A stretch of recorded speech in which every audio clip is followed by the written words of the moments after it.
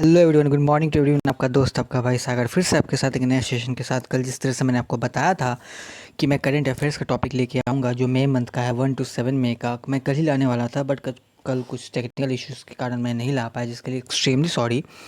तो मैं जो आज सेशन लेके आऊँ करंट अफेयर्स का जो 1 से 7 मई तक का है 2021 का, जो बहुत इंपॉर्टेंट है। जानते हैं करंट अफेयर्स का ऐसा सेक्शन है करंट अफेयर्स जो हर एग्ज़ाम में 6 से 7 क्वेश्चन बन ही जाता है। अगर हम पीसीएस की बात करें, कोई भी स्टेट के पीसीएस की बात करें, वहाँ 15+ क्वेश्चंस मिलते हैं करंट के। अगर हम रेलवेज़ की बात करें तो 6 से 7 क्वेश्चन, अप्रॉक्स 10 क्वेश्चन ऐसे होते हैं जो करंट अफेयर्स से रिलेट करते हैं। ठीक है, तो चलिए आज का सेशन को स्टार्ट करते हैं।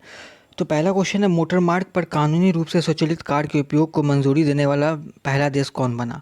जो मोटर मार्ग पर कानूनी रूप से स्वचालित कार के उपयोग को मंजूरी देने वाला जो पहला कंट्री बना वो बना यूनाइटेड किंगडम बना। कौन सा बना? यूनाइटेड किंगडम बना। ठीक है, हाल ही में टाइम जो पत्रिका है, मैगजीन है, कि 100 सबसे प्रभावशाली कंपनी की सूची में किस इंडियन कंपनी को जगह मिली। टाइम्स मैगजीन के बारे में आपको बता दूं, टाइम्स मैगजीन ऐसी मैगजीन है जो हर ईयर कुछ ना कुछ स्पेशल चीज़ को पब्लिश करती है। जैसे मतलब कि वर्ल्ड के 100 सबसे रिचेस्ट इंसान कौन है, सबसे मतलब कि वैल्यूएबल कंपनीज़ कौन कौन है, ये सब वो पब्लिश करती है। ठीक है, तो इस बार जो सबसे मतलब जो आपको वैल्यूएशन वाली कंपनी है सबसे ज़्यादा 100 जो वर्ल्ड में, उसमें जो इंडियन कंपनी को जगह मिली वो है बायजूस एंड जियो। बायजूस ऐसी कंपनी है जो आपको एजुकेशन फील्ड में काम करती है। ठीक है, एंड जियो है टेलीकम्युनिकेशन फील्ड में काम करती है। ठीक है, हमें पता ही है। तो अब आते हैं तीसरे क्वेश्चन की तरफ। ऑक्सीजन ऑन व्हील्स पहल की शुरुआत किस राज्य में हुई? ऑक्सीजन ऑन व्हील्स पहल की शुरुआत किस राज्य में हुई? ये हुई है हरियाणा। ठीक है, हरियाणा में ऑक्सीजन ऑन व्हील्स पहल की शुरुआत की गई है। ठीक है, वहाँ का जो सीएम है वो है मनोहर लाल खट्टर। ठीक है, और डिप्यूटी सीएम पूछ लिया जाता है, डिप्यूटी सीएम पूछा हुआ है, उसका रेलवे में ही पूछा हुआ है कि बताइए हरियाणा का जो डिप्यूटी सीएम है वो कौन है? दुष्यंत चौटाला। कौन है? दुष्यंत चौटाला। ठीक है, अब आते हैं, पाइथन 5 एयर मिसाइल का पहला सफल परीक्षण किसने किया? पाइथन 5 एयर मिसाइल का पहला सफल परीक्षण किसने किया? वो किया डीआरडीओ ने। तो ये पाइथन 5 क्यों नाम रखा गया? पाइथन 4 भी था, तो पाइथन 5 इसलिए रखा कि ये 5वीं श्रेणी का आपको मिसाइल है। ठीक है, उन्नत किस्म का है, 5वीं श्रेणी का। ठीक है, तो इसलिए पाइथन 5 नाम रखा गया एयर मिसाइल का, जो विकसित किया है सफल परीक्षण किया है डीआरडीओ ने। ठीक है, अब आते हैं, देश के पहले 3D प्रिंट मकान को किस संस्थान के द्वारा विकसित किया गया? देश का जो पहला 3D प्रिंट मकान है वो किस संस्था द्वारा विकसित किया गया? ये किया गया IIT Madras, Indian institute of technology Madras के द्वारा किया गया ये। और मैं आपको बता दूं कि बस ये जो मकान बनाने में टाइम लगा वो मात्र लगा 3 दिन में। आप समझ सकते हैं कितना हाईटेक है ये 3D प्रिंट मकान बनाना। ठीक है, जो आईआईटी मद्रास ने विकसित किया। ठीक है, अब आते हैं, भेल के नए प्रबंधक कौन बने? भेल का जो है वो नए प्रबंधक कौन बने? वीवीआई क्वेश्चन है, ध्यान रखिएगा। भेल के जो नए प्रबंधक बने हैं वो बने हैं अमित बनर्जी। ठीक है, भारत के नए वित्त सचिव कौन बने? बहुत इंपॉर्टेंट, छठा और सातवां क्वेश्चन बहुत इंपॉर्टेंट है। भेल के नए प्रबंधक कौन बने? अमित बनर्जी। ठीक है, भारत के नए वित्त सचिव कौन बने? टीवी सोमनाथन। टीवी सोमनाथन। ठीक है, किस देश ने जलवायु परिवर्तन से साई हो गया, यहाँ पे से होगा, निपटने के लिए हरित पहल की शुरुआत की? किस देश ने? अब जानते हैं क्लाइमेट चेंजेस के कारण कितने सारे इश्यूज क्रिएट हो रही है, जिसको देखते हुए इसे निपटने के लिए सऊदी अरबिया ने एक पहल की शुरुआत की जिसे हम हरित पहल के नाम से जानते हैं। ठीक है, ये हरित पहल जो है जलवायु परिवर्तन से निपटने के लिए सऊदी अरब ने स्टार्ट किया। ठीक है, किस राज्य के बने प्रसिद्ध मिट्टी के खिलौने के लिए भौगोलिक संकेत प्रदान किया गया? किस राज्य के बने प्रसिद्ध मिट्टी के खिलौने जो बनते हैं किस राज्य का, जो इसे हम जीआई टैग मिला है, जीआई टैग मिला है, वो मिला है तमिलनाडु का। पहला जीआई टैग जो किस प्रोडक्ट को मिला था? वो मिला था दार्जिलिंग के चाय को। ठीक है, बजाज ऑटो कंपनी के न्यू प्रेसिडेंट कौन बने हैं? जो बजाज ऑटो है उसका न्यू प्रेसिडेंट कौन बने हैं? वो बने हैं नीरज बजाज जी। ठीक है, ठीक है, याद रखिएगा, बजाज ऑटो के न्यू प्रेसिडेंट कौन बने? नीरज बजाज। ठीक है, और 11 नंबर क्वेश्चन बहुत इंपॉर्टेंट, 2049 तक कोयला का उत्पाद कौन सा देश बंद कर देगा? 2049 तक कोयला का जो उत्पाद है कौन सा देश बंद कर देगा? वो कंट्री है पोलैंड। पोलैंड जैसा कंट्री है जो कोयला का उत्पाद बंद कर देगा 2049 तक। ठीक है, ये भी एक तरह से अगर देखा जाए तो ये भी क्लाइमेट चेंज को लेकर ही ये निर्णय लिया गया है कि कोयला का जो उत्पादन है वो बंद कर देगा पोलैंड। ठीक है, अब आते हैं, एक्सिस बैंक के नए एमडी और सीईओ कौन बने? देखिए, कोई भी बैंक का सीईओ अगर चेंज होता है, एक्सिस बैंक वो प्राइवेट सेक्टर का बैंक हो, गवर्नमेंट सेक्टर का बैंक हो, तो वो बहुत इंपॉर्टेंट हो जाता है, वो एग्जामिनेशंस में वो पूछे जाते हैं। तो इसलिए एक्सिस बैंक के जो नए एमडी एंड सीईओ बने हैं, मैनेजिंग डायरेक्टर और जो है चीफ एग्जीक्यूटिव ऑफिसर कौन बने हैं? वो बने हैं अमिताभ चौधरी। ठीक है, अब किस कंपनी ने दुनिया का सबसे बड़ा हवाई जहाज़ का सफल परीक्षण किया? किस कंपनी ने दुनिया का सबसे बड़ा हवाई जहाज़ का सफल परीक्षण किया? सोच लीजिए।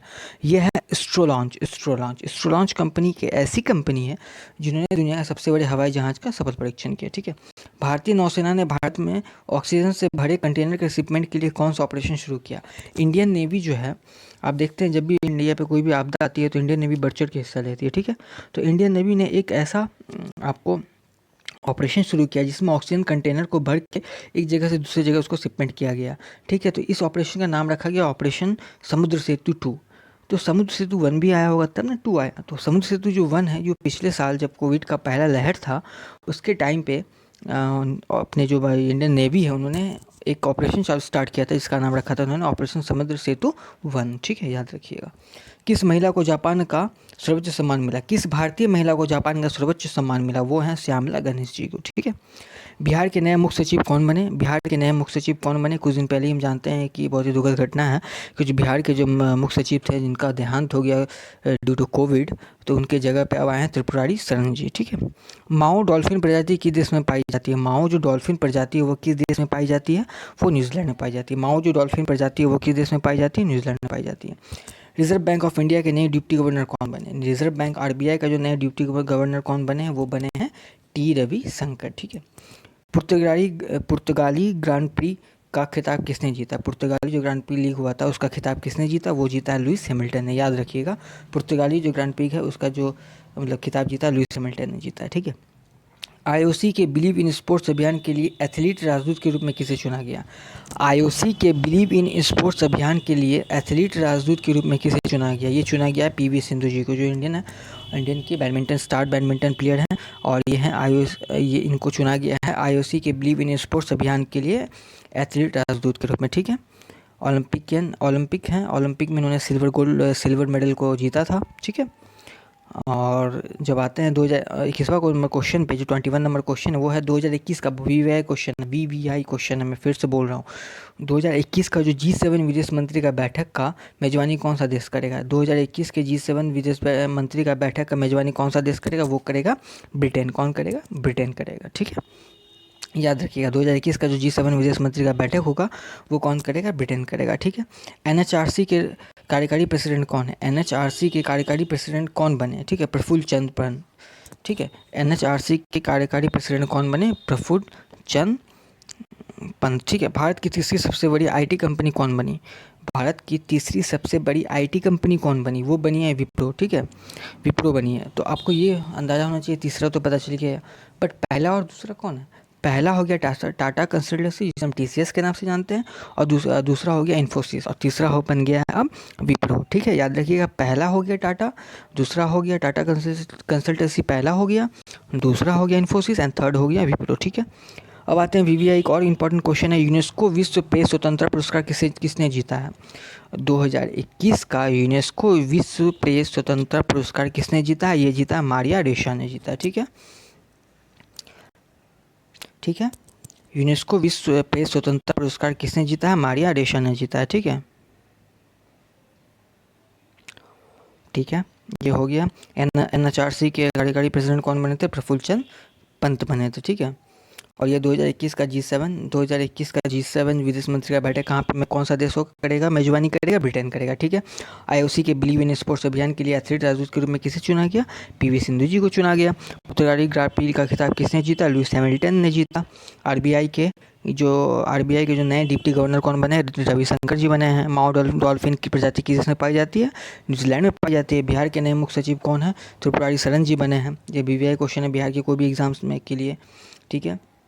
किस भारतीय महिला को जापान का सर्वोच्च सम्मान मिला? वो है श्यामला गणेश जी को। 2049 तक कोयला का उत्पादन कौन सा देश बंद कर देगा? पोलैंड बंद कर देगा। एक्सिस बैंक के नए एमडी एंड सीईओ कौन बने? अमिताभ चौधरी जी बने हैं। बजाज ऑटो कंपनी के न्यू प्रेसिडेंट कौन बने? नीरज बजाज जी बने हैं। किस देश ने जलवायु परिवर्तन से निपटने के लिए हरित पहल की शुरुआत की? सऊदी अरबिया ने की। ठीक है। भेल के नए प्रबंधक कौन बने? अमित बनर्जी बने हैं। ठीक है। देश के पहले 3D प्रिंट मकान को किस संस्थान के द्वारा विकसित किया गया? आईआईटी मद्रास के द्वारा विकसित किया गया। ऑक्सीजन ऑन व्हील्स पहल की शुरुआत किस राज्य में? हरियाणा में हुई। और टाइम्स मैगजीन का जो 100 सबसे प्रभावशाली कंपनियों की सूची में किस इंडियन कंपनी को जगह मिली? 2 कंपनियों को मिली, बायजूस एंड जियो को मिली। ठीक है। और ये करंट अफेयर्स से कुछ 1 से 7 मई तक के कुछ वेरी इंपॉर्टेंट क्वेश्चंस थे, जो 24 क्वेश्चन निकल के आते हैं, जो मैंने सेलेक्ट किए हैं आपके लिए, जो एग्ज़ाम्स के लिए बहुत ही ज़्यादा इंपॉर्टेंट है। फिर मैं जब करंट अफेयर का नया सेशन लेके आऊँगा, उसमें मैं 8 to 15 तक का लेके आऊँगा, मई तक का सारा, ठीक है। तो आप ये वीडियो को स्किप मत करिएगा। मैं अभी मैप के साथ इंडियन मैप लेके आ रहा हूँ, तो इंडियन मैप पे कुछ डिस्कस कर लिया जाए जो बहुत ही इंपॉर्टेंट है, तो आप स्किप मत करिएगा, ओके। इंडियन मैप के बारे में कुछ डिस्कस कर लिया जाए। तो इंडियन मैप के बारे में मैं अगर डिस्कस करूँ तो इंडियन स्टेट के बारे में डिस्कस करेंगे। तो इंडियन मैप के बारे में अगर हम डिस्कस करते हैं, सबसे पहले इंडियन स्टेट के बारे में डिस्कस करेंगे। भारत का कौन कौन सा स्टेट है, उसका कौन कौन सा कैपिटल है, वो किस किस स्टेट के बॉर्डर से, किस किस मतलब कंट्री के बॉर्डर से वो मतलब कि संधि बनाता है, ठीक है। तो इस बारे में हम थोड़ा सा डिस्कस कर लेते हैं, ठीक है। सबसे पहले अगर हम आते हैं तो ये है जम्मू कश्मीर का एरिया है, इसका जो कैपिटल है वो श्रीनगर है, ठीक है। जम्मू एंड कश्मीर का कैपिटल श्रीनगर। और ये हम देख रहे हैं कि ये जो है इस्लामाबाद जो है पाकिस्तान के बॉर्डर के साथ मिला हुआ है, ठीक है ना। पाकिस्तान का बॉर्डर हमारे जम्मू कश्मीर से सटा हुआ है, ठीक है। इधर हो गया हमारा काबुल और अफ़गानिस्तान, ठीक है। अफ़गानिस्तान का हम जानते ही हैं कि कैपिटल है काबुल, ठीक है।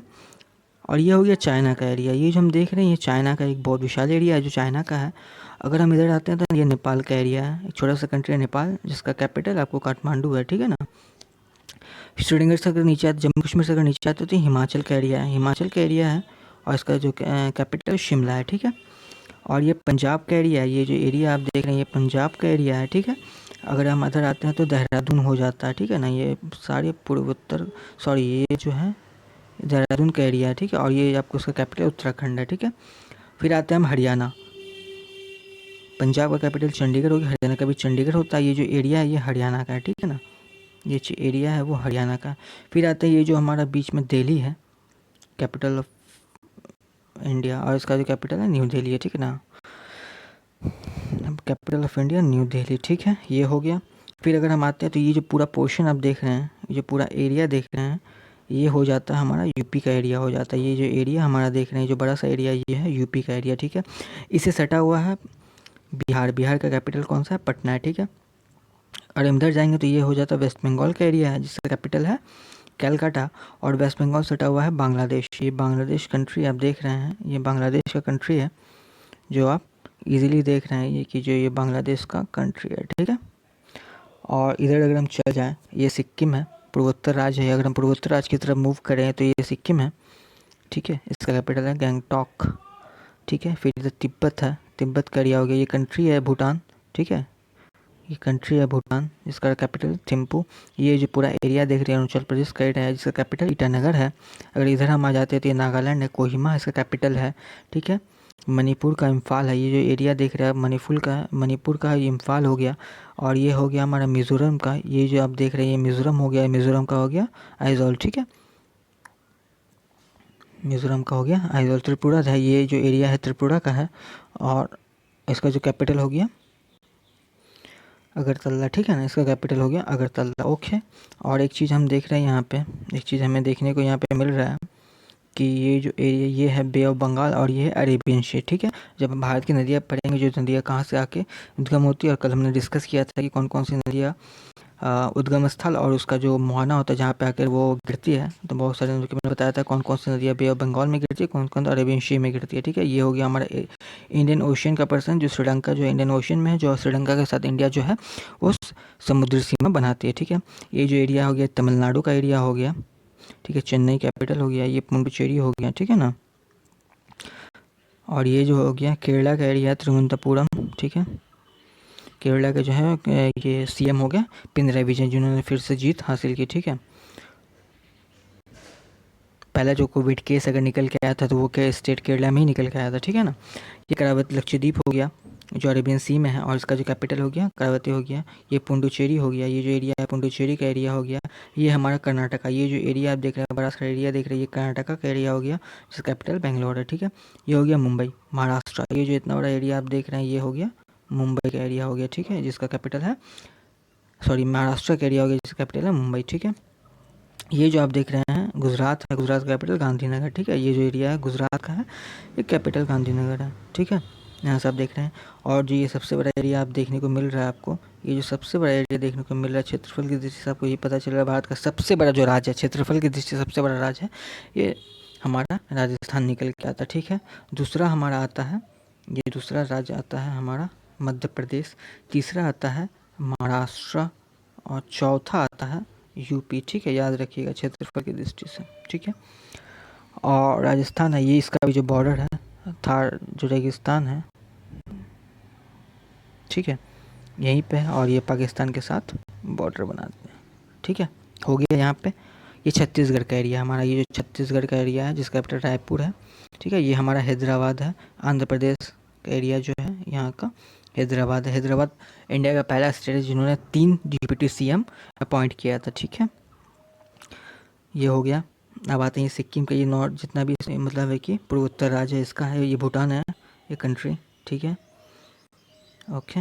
अगर हम फिर बात करें ये भोप एमपी का एरिया आप देख ही रहे हैं कितना बड़ा एमपी का एरिया है। ठीक है ना। तो अब हम बात करेंगे, अगर हम पूरा अगर डिस्कस करें इस चीज़ को, तो सबसे बड़ी बात हम बात करेंगे कि कौन कौन सी मतलब कि फैक्ट निकल के आते हैं। और तो 8 हमें पता है कि 8 ऐसे राज्य है जहाँ से भारत के राज्य है जहाँ से कर्क रेखा गुजरती है। ठीक है, हमें ये तो पता 8 राज्य है, लेकिन कौन कौन से राज्य हैं, कहाँ कहाँ से निकलती है, हमें नहीं पता। तो इसको हम एक बार डिस्कस कर लेते हैं। ठीक है, इसको हम एक बार डिस्कस कर लेते हैं कौन कौन से राज्य है। ठीक है, कि जहाँ से कर्क रेखा गुजरती है। सबसे पहला गुजरात से अगर मैं बात करूँ तो राजस्थान ले लेता हूँ मैं पहले, तो वह अच्छा होगा। ये राजस्थान से निकली गुजरात, राजस्थान से कर्क रेखा गुजरात। ठीक है, अच्छे से पढ़िए मैच में। राजस्थान से निकली गुजरात, गुजरात से सीधा चल गई एमपी। समझिएगा, राजस्थान से गुजरात, ठीक है, फिर एमपी, यहाँ तक समझ में आ गया। फिर आपका ये छत्तीसगढ़। ठीक है, ये छत्तीसगढ़। फिर यहाँ से निकल गई, बगल में ही है झारखंड, यहाँ से ये चली गई झारखंड, ये जो एरिया है झारखंड का है। ठीक है, फिर यहाँ से चली गई वेस्ट बंगाल, जो वेस्ट बंगाल का एरिया देखिए एक ही मतलब स्लोप में, मतलब एक ही लाइन में है, इसलिए थोड़ा सा ध्यान रखिएगा इसको, वेस्ट बंगाल। फिर ये चली गई त्रिपुरा। ठीक है, ये चली गई त्रिपुरा और मिज़ोरम, त्रिपुरा और मिज़ोरम, ये चली गई फिर त्रिपुरा और मिज़ोरम की तरफ। ठीक है ना। तो आपको समझ में आएगी 8 राज्य कौन। राजस्थान से निकली गुजरात गई, गुजरात से फिर एमपी गई, एमपी से फिर छत्तीसगढ़ गई, छत्तीसगढ़ से फिर बंगाल गई, बंगाल से फिर त्रिपुरा गई, त्रिपुरा से फिर मिज़ोरम गई। ठीक है, याद रखिएगा कि ये 8 स्टेट हैं। ठीक है, ये तो हो गया कर्क रेखा गुजरती है। अब मानक समय रेखा कौन कौन से राज्य से गुजरती है, तो ये 5 राज्य से गुजरती है। कौन कौन से राज्य से गुजरती है अगर मैं बात करूँ तो ये 5 राज्य से गुजरती है। ठीक है, मानक रेखा कौन कौन सी, यूपी। ठीक है, ये हो गया यूपी से गुजरती है, यूपी, ये जो यूपी देख रहे हैं यूपी का पोर्शन है, यूपी से गुजरती है। ठीक है, फिर ये आती है एमपी में, यूपी से निकली एमपी में आई, देखिए एमपी का एरिया, यूपी से निकली एमपी में आई। ठीक है, फिर ये आंध्र प्रदेश। ठीक है ना, आंध्र प्रदेश देखिए यहाँ पे है, देखिए यूपी एमपी आंध्रा, आंध्रा में आई। ठीक है, आंध्र प्रदेश। फिर ये उड़ीसा, उड़ीसा में चली गई। ठीक है, ये फिर हमारा उड़ीसा, उड़ीसा देखिए, उड़ीसा यहाँ पे है भारत के।